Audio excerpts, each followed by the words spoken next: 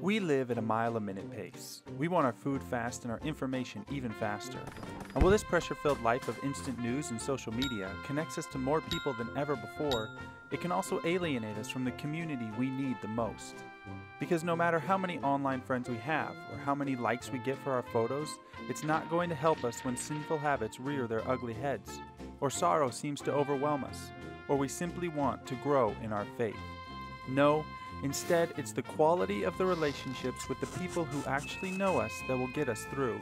You see, we all sin and we all struggle. It's part of being human.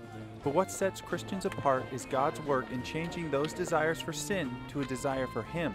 And that is why life groups are so important. This idea of community isn't something churches invented to get people involved. Instead, it's right out of the Bible. In Hebrews 10, we are told to look for ways to spur one another to love and good deeds, to meet together, and to encourage one another. And life groups are designed to do just that.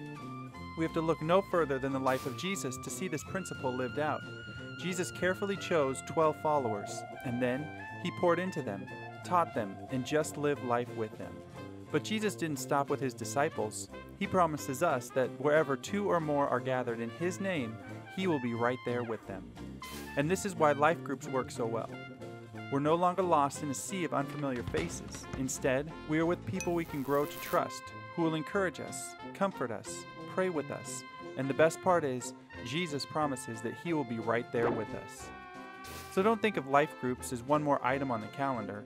Instead, think of them as a retreat from our hectic lifestyles, where the biblical idea of fellowship can change us. All we need is a desire to grow closer to God and a trust that as we seek Him with fellow believers, He will pour out His presence according to His promises. And then, life groups will be life-changing.